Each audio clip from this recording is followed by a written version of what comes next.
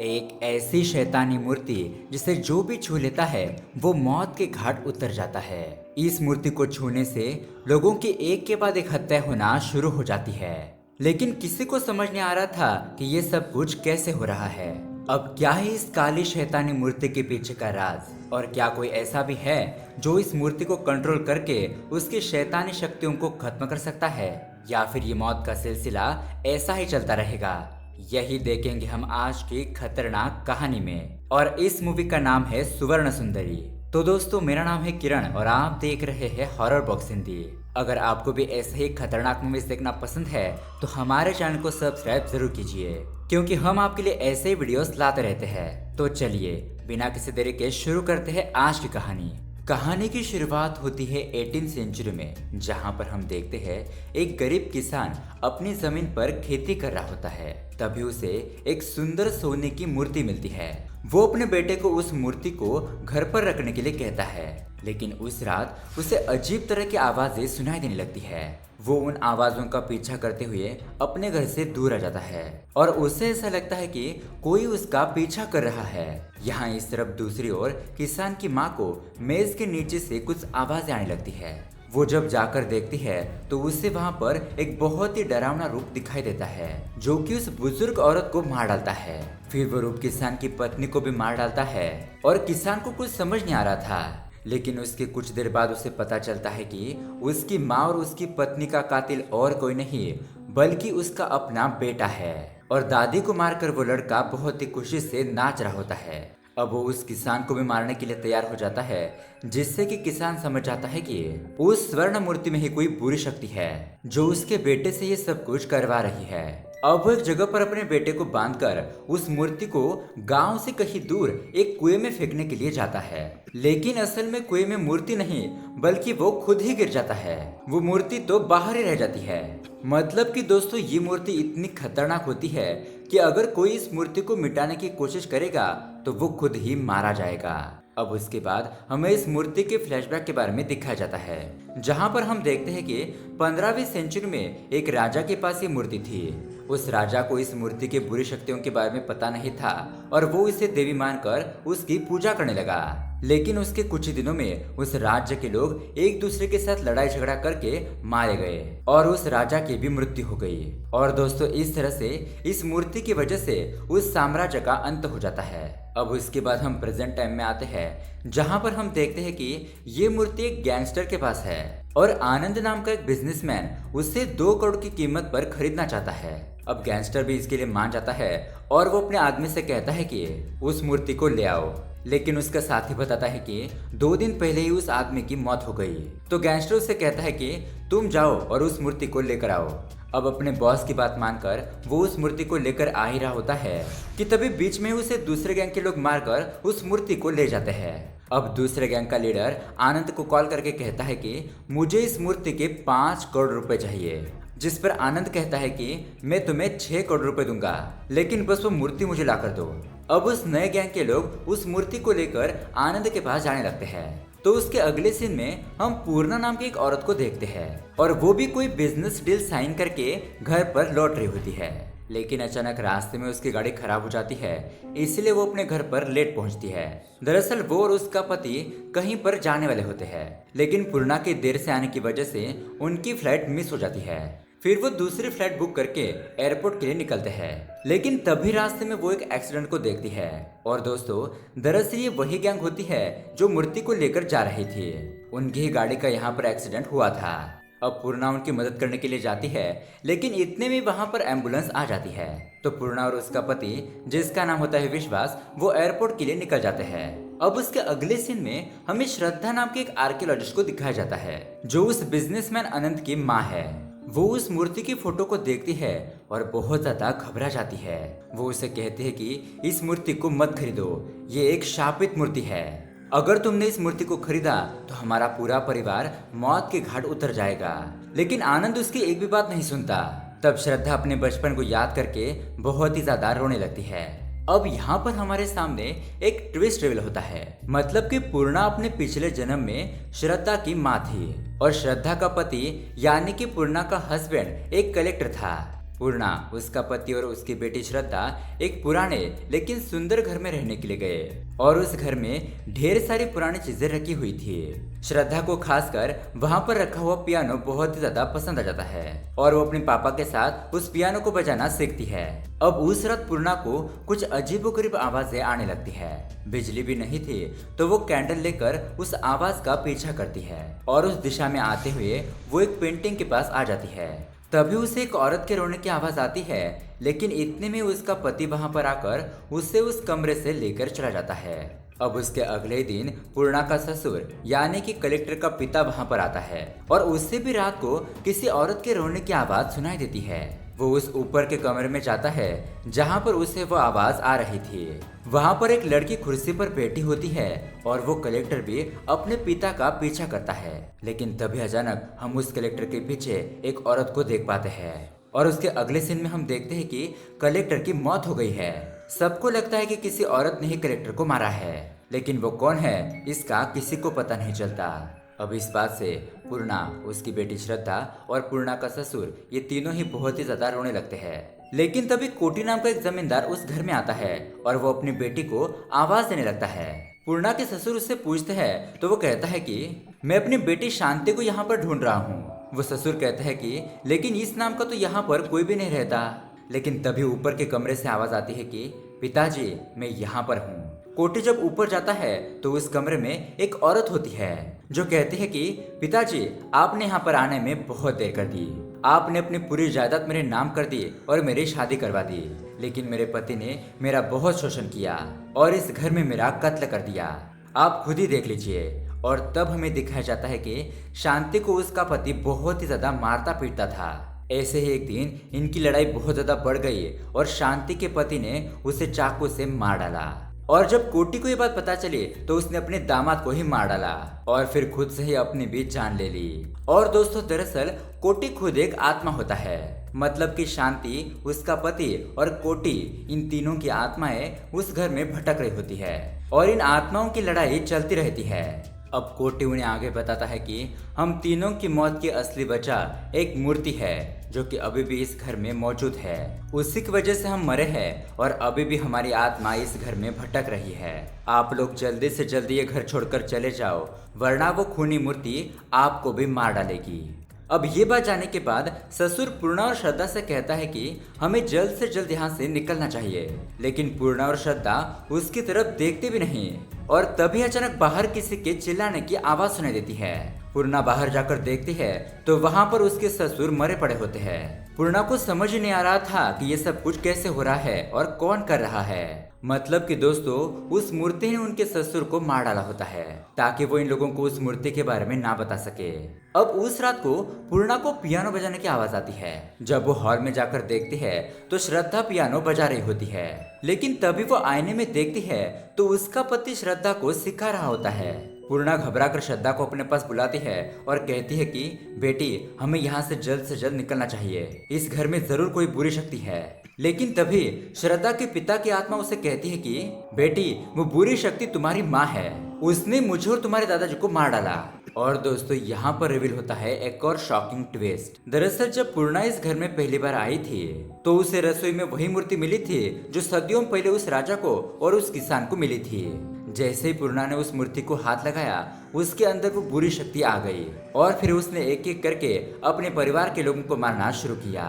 उस रात हमें जो कलेक्टर के पीछे औरत दिखाई दी थी वो और कोई नहीं बल्कि पूर्णा ही थी। अब अपने बारे में ऐसा खतरनाक सच जानकर पूर्णा तो बहुत ही ज्यादा डर जाती है और उसे लगता है कि शायद वो अपनी बेटी को ही मार डालेगी। इसलिए उसने श्रद्धा को अपने एक नौकर को सौंप दिया और अपनी बेटी से वादा किया कि अगर अगला जन्म होगा तो मैं तुमसे जरूर मिलूंगी। फिर पूर्णा ने उस मूर्ति को अपने हाथ में लिया और खुद को जला दिया और उसकी वहीं पर मौत हो गई। श्रद्धा भी अपनी माँ को मरता हुआ देखकर बहुत ज्यादा दुखी हो गई थी। अब उसके बाद हम प्रेजेंट में आते हैं और उस दिन की याद श्रद्धा को रुला देती है। श्रद्धा को यकीन है कि उसकी माँ ने फिर से जन्म लिया होगा और शायद वो मूर्ति उसी के पास होगी। फिर वो अपने असिस्टेंट को अपनी माँ का फोटो देती है और उसे ढूंढने के लिए कहती है। वो पता लगाती है कि बेंगलुरु में एक लड़की है जो कि ऐसे ही दिखाई देती है। अब ये सीन यहीं पर कट होता है और उसके बाद हमें पूर्णा और विश्वास को दिखाया जाता है, जो कि बिजनेस के सिलसिले में एक बहुत बड़ी कंपनी के सीईओ से मिलने के लिए आए होते हैं। वहाँ पर आरती नाम की एक लड़की अपने बॉयफ्रेंड जय के साथ आई होती है। इसके अलावा जगन नाम के एक यंग आदमी को हम वहाँ पर देख पाते हैं और परमानंद नाम का एक ज्योतिष भी वहाँ पर आया होता है। ये सभी लोग एक साथ एक लिफ्ट में चढ़ते हैं। लास्ट में एक हाउसकीपिंग भी उस लिफ्ट में चढ़ जाती है। फिर वो लिफ्ट ऊपर जाने लगती है और उस बिल्डिंग में लगभग 35 फ्लोर होते हैं, लेकिन तभी अचानक ये लिफ्ट बीच में ही रुक जाती है। अब ये देखकर सिक्योरिटी गार्ड ने कहता है कि हम सीसीटीवी पर देख रहे हैं, आप लोग फिक्र मत कीजिए, लिफ्ट मेंटेनेंस के लोग थोड़ी देर में आकर इसे ठीक कर देंगे। अब वहाँ पर लिफ्ट मेंटेनेंस वाला बंदा आता है और वो चेक करता है, लेकिन उसे वहाँ पर कोई भी प्रॉब्लम नजर नहीं आती। इसलिए वो सोचने लगता है कि तो फिर ये लिफ्ट कैसे रुक गई। उसे भी कुछ समझ नहीं आ रहा होता है। तभी अचानक लिफ्ट के अंदर की लाइट फ्लिकरिंग करने लगती है और अचानक बंद ही हो जाती है। अब डर के मारे जगन पूर्णा से ही लिपट जाता है। फिर जब लाइट आती है तो अर्थी लिफ्ट के सीलिंग की डोर खोल देती है। उसके बाद लिफ्ट चलने लगती है, लेकिन फिर से लाइट फ्लिकरिंग करने लगती है और जब लाइट जाकर वापस आती है तो वो देखते हैं कि जगन की गर्दन पर कांच का टुकड़ा घुसा हुआ है और उसकी मौत हो चुकी है। अब ये सब कुछ देखकर बाकी के सभी लोग घबरा जाते हैं और सोचने लगते हैं कि किसने जगन को मारा।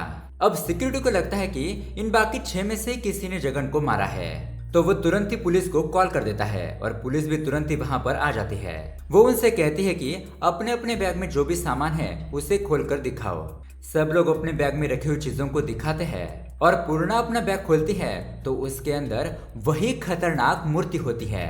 और तब हम फ्लैशबैक में देखते हैं कि जब वो गैंग उस मूर्ति को लेकर जा रही थी तब उनकी कार का एक्सीडेंट हो गया, जिसे पूर्णा ने देखा और वो उनकी मदद करने के लिए गई।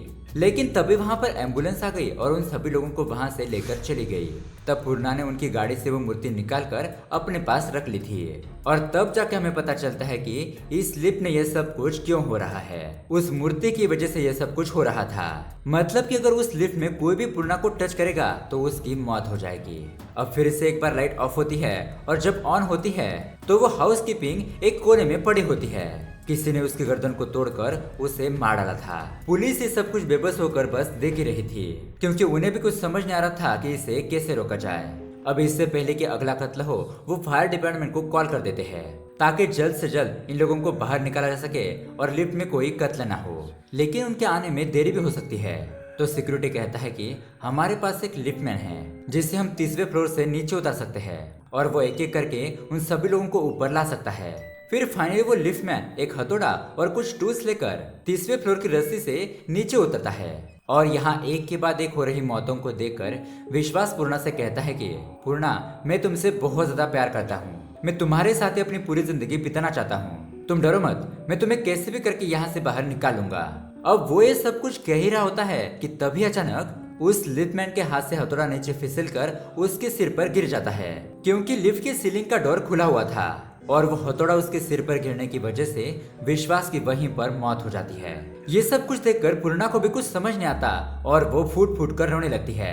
यहाँ पर पुलिस ऑफिसर का भी दिमाग चकरा जाता है। वो सोचने लगते हैं कि आखिरकार यहाँ पर चल क्या रहा है, हर एक 5 मिनट में कोई ना कोई मर रहा है। दोस्तों, यहाँ दूसरी तरफ हम श्रद्धा को देखते हैं जो कि बैंगलोर पहुंच जाती है। वो एक चर्च के फादर से मिलती है और वो फादर उसे बताते हैं कि तुम्हारे गले में जो ये लॉकेट है वो कोई साधारण लॉकेट नहीं है, बल्कि इस माला से तुम उस मूर्ति को कंट्रोल कर सकती हो।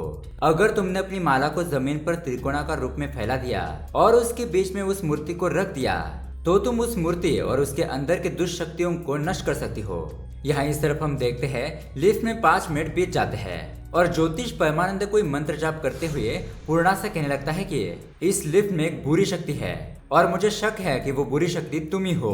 पहले तो जगन ने तुम्हें छुआ और उसकी मौत हो गई, फिर तुमने उस हाउसकीपर को छुआ तो वो भी मर गई, फिर तुमने अपने पति को छुआ तो वो भी मर गया।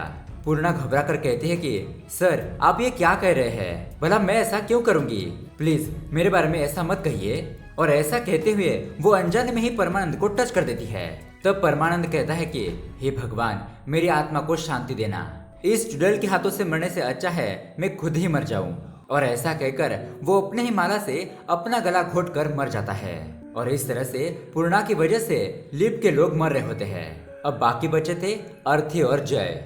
अगले 5 मिनट उनके लिए जीवन और मरण का फैसला करने वाले थे। वो तीनों ही बहुत ही ज्यादा घबराए हुए होते हैं और वो पूर्णा से कहते हैं कि हमारे पास मत आना।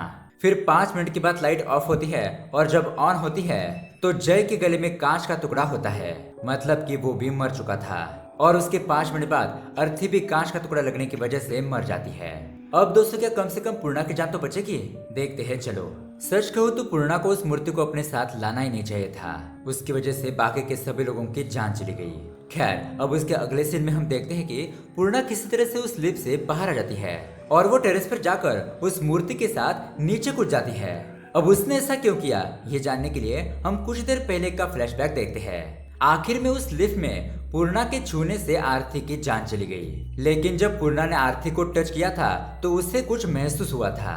दरअसल 15वीं सेंचुरी में जब ये मूर्ति बनी थी तब पूर्णा अपने पिछले जन्म में एक राजकुमारी थी और उसकी बड़ी बहन थी आरती, और वो बहुत अच्छा नृत्य भी करती थी। अब उस जमाने में एक पूजा हुआ करती थी जिसके लिए कबीले का एक सरदार उन्हें एक देवी की मूर्ति लाकर देता था। अब उस मूर्ति की खूबसूरती आरती का मन जीत लेती है और वो उसे एक पुजारी को देकर उसकी पूजा करने के लिए कहती है। लेकिन तभी वहाँ पर एक बुजुर्ग साधु आता है और इस मूर्ति की पूजा होते हुए देखकर चिल्लाने लगता है। वो कहता है कि इस मूर्ति को यहाँ पर कौन लाया, सभी लोग दूर हट जाओ क्योंकि ये मूर्ति एक शापित मूर्ति है। और जब उसे पता चलता है कि इस मूर्ति को तो कबीले का सरदार लेकर आया था तब वो उसके ऊपर चिल्लाने लगता है।